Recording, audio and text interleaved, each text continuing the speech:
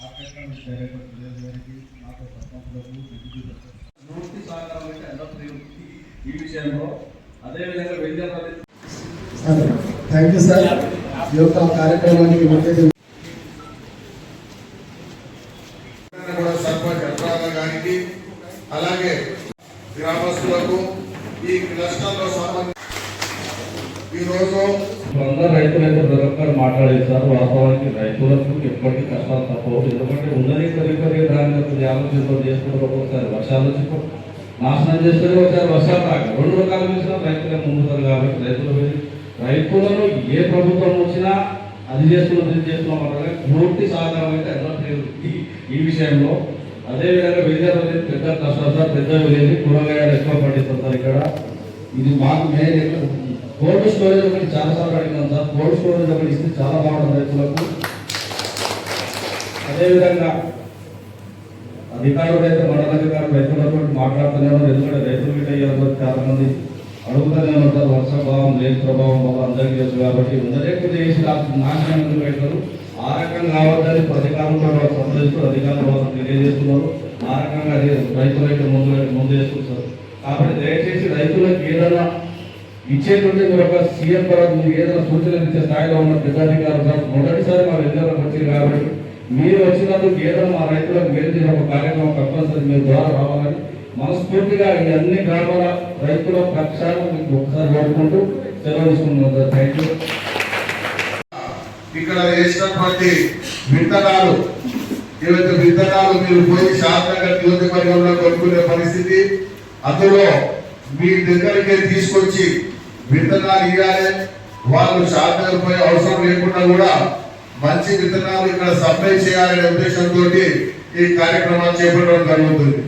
అందులో భాగంగా వాళ్ళు కూడా ఇక్కడ విత్తనాలు కొనుక్కునే సదుపాయం రాష్ట్ర ప్రభుత్వం చేస్తుంది. కాబట్టి మన రాష్ట్రంలో చాలా మంది అధికారులు కొన్ని సందర్భాల్లో ఇలా తెలంగాణ రాష్ట్రంలో విత్తన కేంద్రాలు ఏర్పాటు చేసి రైతు వేదికలో మన శాంత గారిని ఎన్నుకున్నటువంటి ఐఏఎస్ అధికారులు సురేందర్ సార్ గారికి మన దగ్గర వచ్చినందుకు ధన్యవాదాలు తెలియజేస్తూ ఈ కార్యక్రమంలో సార్ రైతులు మనము జై జవాన్ జై కిసాన్ అనే నిదానంతో మన భారతదేశంలో మనం ఏదైతే చేస్తున్నామో అందుకోసం ఈ రైతులకు మనం ఎంత చేసినా, ఎందుకంటే ఆ రైతు కష్టం అనేది ఎవరు కూడా కష్టం చేయని పరిస్థితి ఇవాళ రైతులు చేస్తున్నారు.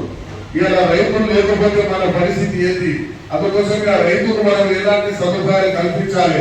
ఎందుకంటే ఏదైనా వస్తువుల వల్ల తయారు చేస్తే వాళ్ళకు ఆ ధర వాళ్ళే నిర్ణయిస్తారు. అందుకోసమే మనం కూడా రైతులు కూడా వీళ్ళు పండించిన ధరకు వాళ్ళు నిర్ణయించే ధర వాళ్ళకు ఇవ్వాలని చెప్పి మీరు రాష్ట్ర ముఖ్యమంత్రి గారిని మంత్రివర్గాన్ని వాళ్ళందరినీ సజెస్ట్ చేయాలని చెప్పి ఈ సందర్భంగా తెలియజేస్తూ మీరందరూ కూడా ఈ పరిస్థితి ఏంటంటే ఇప్పుడు మనకు వర్షపాతం తక్కువ ఉన్నది. అందుకోసమే తక్కువ వర్షంలో మనము ఎక్కువ మన దిగుబడి చేసుకునే అవకాశాలు ఉండే పంటలను మాత్రమే మీరు చూస్ చేసుకోవాలి.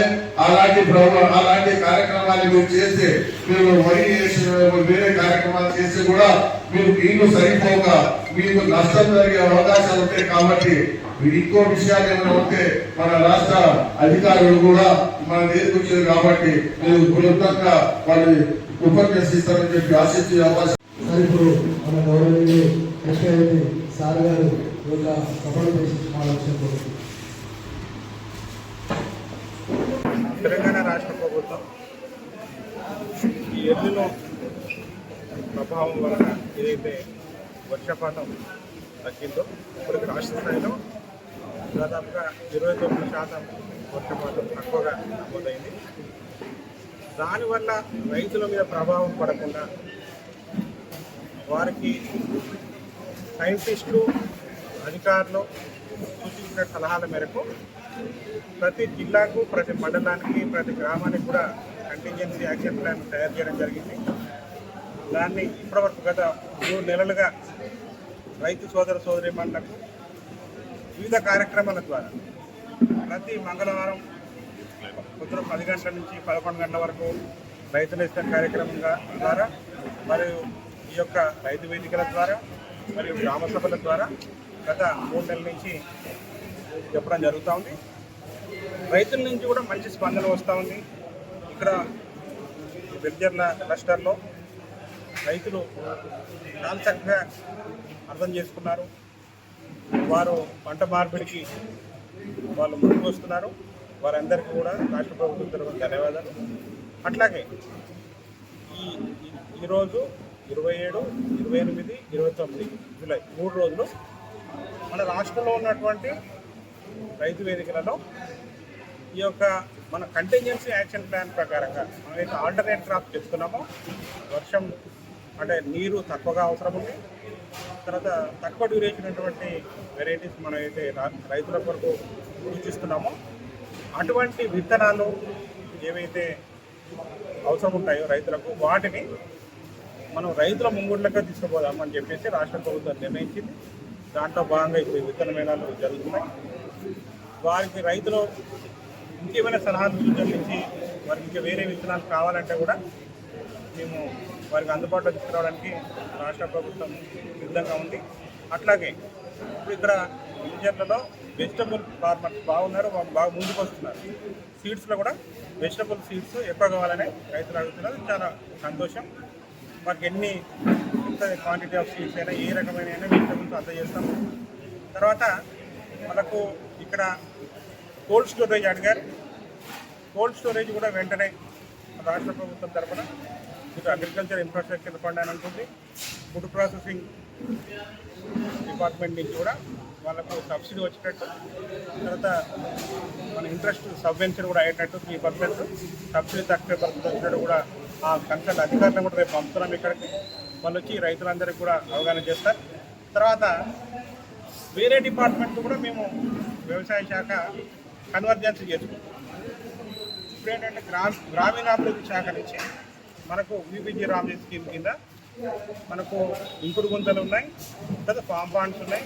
వీటన్నింటినీ కూడా రైతులు ఆఫీసుల చుట్టూ తిరగాల్సిన అవసరం లేకుండా ఈ రైతు వేదిక ఇక్కడే వేరే డిపార్ట్మెంట్ ఆఫీసర్లను కూడా పంపించి దానికి సంబంధించినటువంటి అవగాహన చేయడము, తర్వాత ఫామ్స్ నింపించి ఇక్కడే వాళ్ళతో సంతకాలు తీసుకోవడం అనేది కూడా చేస్తున్నాం.